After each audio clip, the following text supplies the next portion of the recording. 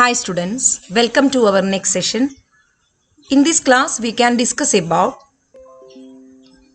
calculation of duration of operating cycle. We have already ascertained the working capital requirements of manufacturing concern and trading concern. Now we can discuss about the requirement of working capital under operating cycle method. We have studied the term operating cycle. The operating cycle is a cycle. It begins with the purchase of material and ends with cash.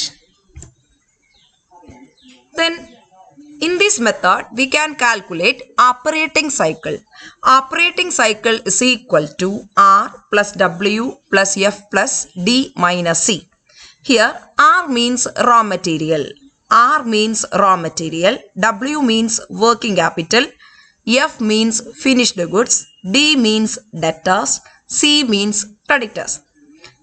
Then O is equal to operating cycle. Operating cycle, here operating cycle is the total of average raw material plus average work in progress plus average finished goods plus average debtors minus creditors payment period. Then how to calculate average raw material storage period? How to calculate raw material storage period? Raw material storage period is the duration taken for storing the raw material. How much time the raw material will be in store? ഇപ്പോൾ നമ്മളുടെ സ്റ്റോറിൽ എത്ര ടൈമാണ് raw material നമ്മൾ store ചെയ്യുന്നത്? That is the raw material storage period. It will be calculated as average stock of raw material divided by annual stock of raw material. Average stock of raw material divided by annual stock of raw material into 365.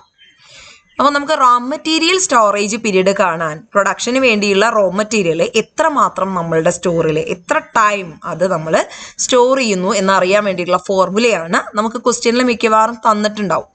Average stock of raw material divided by annual stock of raw material into 365. Annual consumption or annual stock of raw material into 365. In some cases, the average stock of raw material is not given.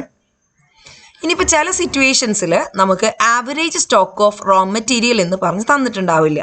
അങ്ങനെയുള്ള പ്രോബ്ലങ്ങളിൽ നമുക്ക് opening stock of raw മെറ്റീരിയലും finished stock of raw മെറ്റീരിയലും തന്നിട്ടുണ്ടാവും. അപ്പോൾ നമ്മൾ ആദ്യം അത് കണ്ടുപിടിക്കണം. Opening stock of raw material plus closing stock of raw material whole divided by 2. Average കാണുകയാണ്. ഓപ്പണിംഗ് സ്റ്റോക്കും ക്ലോസിംഗ് സ്റ്റോക്കും ആഡ് ചെയ്ത് ആവറേജ് കണ്ടിട്ടാണ് average stock of raw material കിട്ടുക. അല്ലാത്ത പ്രോബ്ലങ്ങളിലൊക്കെ അത് നേരിട്ട് തന്നിട്ടുണ്ടാവും. Average stock of raw material, annual consumption of മെറ്റീരിയലും തന്നിട്ടുണ്ടാവും. ഇൻറ്റു 365. 365 എവിടെയെന്ന് വെച്ചാൽ days in a year. Then we can calculate average work in progress storage period. പ്രൊഡക്ഷനിൽ എത്രമാത്രമാണ് പ്രൊഡക്ഷൻ നടക്കുന്ന സമയത്ത് റോ മെറ്റീരിയൽ എത്രമാത്രം അതിനകത്ത് ഹോൾഡ് ചെയ്യപ്പെടുന്നുണ്ട്. Average work in progress. We have already studied the term raw material is used before the production. The term raw is added with material in before the production ആണ് അല്ലേ. നമുക്കറിയാം production മുമ്പാണ് നമ്മൾ മെറ്റീരിയലിനെ raw material എന്ന് പറയാം. During the production അല്ലേ, production നടക്കുന്ന സമയത്ത് we can call it as work in progress. Production നടക്കുന്ന സമയത്ത് നമ്മൾ അതിനെ വർക്ക് ഇൻ പ്രോഗ്രസ് എന്നാണ് നമ്മൾ പറയാം. And after the production it will be finished product. Production ചെയ്ത് കഴിഞ്ഞാൽ അത് ഫിനിഷ്ഡ് പ്രൊഡക്റ്റ് ആയിട്ട് മാറും. So average work in progress storage period, എത്ര സമയം പ്രൊഡക്ഷനിലെ മെറ്റീരിയൽ നമ്മൾ ഹോൾഡ് ചെയ്യുന്നുണ്ട് എന്ന് കാണാൻ വേണ്ടിയുള്ള ഫോർമുല ഇതാണ്. Average stock of work in progress. Average stock of work in progress divided by annual cost of production into 365. Average stock of work in progress ചിലപ്പോൾ പ്രോബ്ലത്തിൽ നേരിട്ട് തന്നിട്ടുണ്ടാവും, അതല്ലെങ്കിൽ ഓപ്പണിംഗ് സ്റ്റോക്കും ക്ലോസിംഗ് സ്റ്റോക്കും തന്നിട്ടുണ്ടാവും. അപ്പോൾ നമ്മൾ കാൽക്കുലേറ്റ് ചെയ്യേണ്ടതായിട്ട് വരും. ഓപ്പണിംഗ് സ്റ്റോക്കും closing stock of work in progress ആണ് തന്നിരിക്കുന്നതെങ്കിൽ നമ്മൾ അതിൻ്റെ ആവറേജ് കാണണം.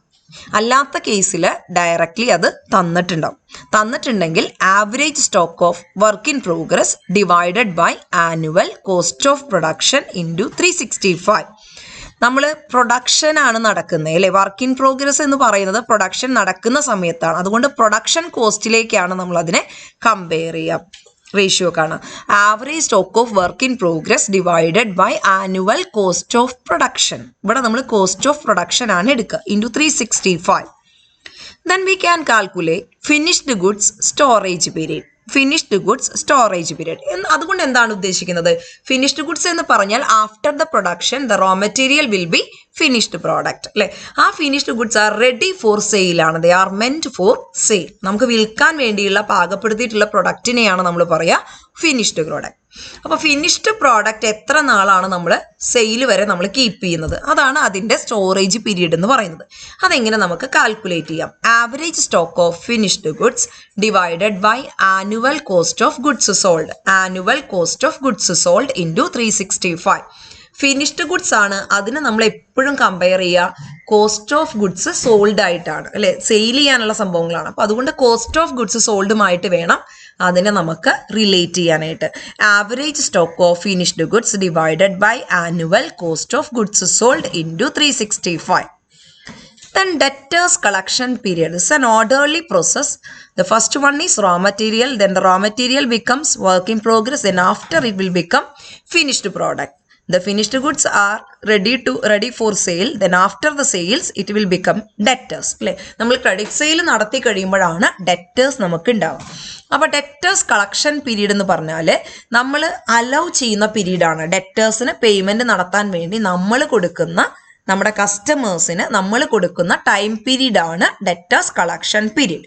It is the period given by our firm to the debtors for making payment. That is debtors collection period. How it can be calculated?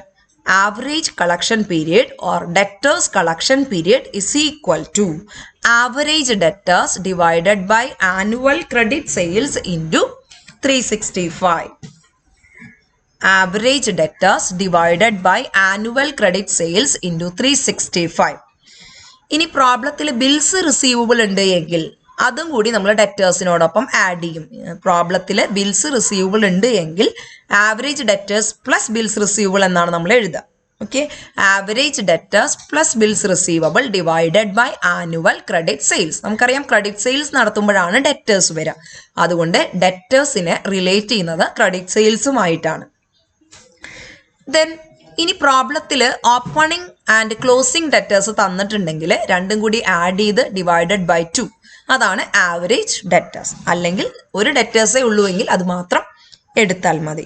Then creditors payment period. Creditors are those person who supply goods at credit അല്ലെ. നമുക്ക് ക്രെഡിറ്റിൽ goods തരുന്നവരാണ് creditors. ആ creditors നമുക്ക് ഇത്ര ടൈമിനുള്ളിൽ payment നടത്തണം എന്ന് പറഞ്ഞിട്ടുണ്ടാവും. Say 2 months, 1 month, 3 months etcetera. അങ്ങനെ ഇത്ര ഒരു ടൈം പീരീഡ് നമുക്ക് അവർ അലൗ ചെയ്തിട്ടുണ്ടാണ്. അതാണ് creditors payment period. How it will be calculated? Creditors payment period is equal to average creditors. Average creditors opening closing ഉണ്ടെങ്കിൽ ആവറേജ് കാണണം. അതല്ലെങ്കിൽ തന്നിരിക്കുന്നത് ഒരേ ഒരു ക്രെഡിറ്റേഴ്സ് ആണെങ്കിൽ അത് ആവറേജ് ക്രെഡിറ്റേഴ്സ് ആണ്. Average creditors divided by annual credit purchases into 365.